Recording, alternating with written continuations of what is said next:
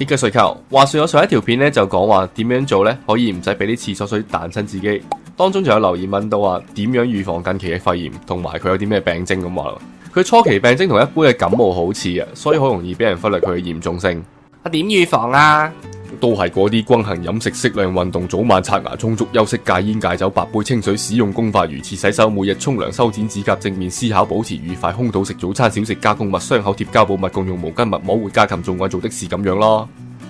今日主要想講嘅係一啲，當你打刺或者咳嘅時候要點樣處理，大家成日都會忽略㗎，因為咧就好容易要直接攞手就咁遮住就算㗎。其實咁樣做嘅話，啲細菌會黐喺隻手上面，而隻手掂到邊，啲細菌就會黐到邊啦。或者你會話，我事後洗乾淨、清潔消毒咪得咯？其實徒手遮掩呢，往往都有一個另一個問題嘅，就係呢冇完全遮得晒，反而因為出口變細關係呢，而將啲病菌噴得更加遠。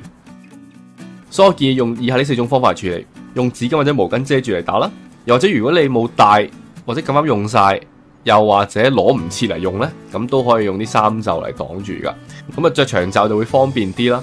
着短袖嘅話就可能會相對困難啲啦。就算兩隻手拎住嘢，都可以用呢個方法。又或者如果你唔介意扯壞自己件衫嘅話，都可以掹住自己嘅衫領嚟做遮掩嘅。最後一種，亦都係最好嘅一種，就係戴外科口罩呢啲啦。講到口罩呢，我發現好多人會揀錯或者戴錯咗噶。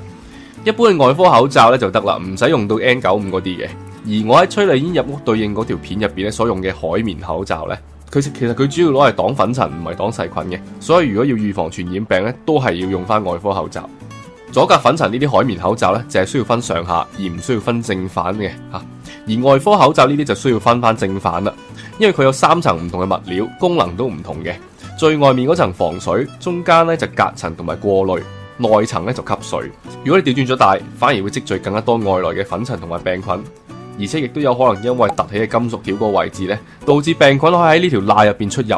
分辨外科口罩嘅內外層嘅方法好簡單嘅，睇個接痕就知噶啦。接痕咧向下嘅咧就係出邊啊，向外嘅；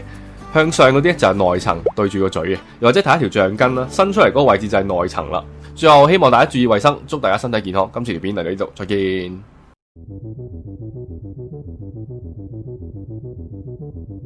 咁啊，前面有觀眾喺留言度提及 SARS 啦，咁我都簡單講講咩回事啊，因為比較後生觀眾可能唔知啊。咁其實咧，大家今年咪聽到武漢嘅肺炎啦。咁其實喺17年前啦，03年喺廣東都爆發咗一場肺炎嘅，就係我哋簡稱嘅 SARS 啦，或者叫非典型肺炎啦。咁佢哋係經過食野味嘅時候感染到，然後再透過人傳人傳開去。咁所以當年廣東有好多人中啦，又傳咗俾香港啦。咁其實我主要想講嘅唔係咩內地隱唔隱瞞疫情啊，咩內地嘅衛生情況嗰啲嘢嚇，主要係想講香港當年實在太輕敵啦，以為係普通流感好快搞得掂，結果搞唔掂，然後又冇做好隔離措施啊，冇做嗰啲預防措施啊，咁啊一切已經太遲啦，因為已經有人死㗎啦。到最後咧，呢單嘢死咗299個人，我淨係講緊香港啫喎。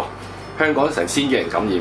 差唔多300人死亡。咁所以咧，經過呢一役嘅香港咧，今次見到武漢肺炎咧，就算未肯定係咪同武漢嗰單一模一樣咧，都已經做足好嚴密嘅措施，連政府都好早出聲啦。咁所以咧，大家都真係唔好輕視呢樣嘢，亦都最好做足預防措施，戴口罩嗰啲基本啦。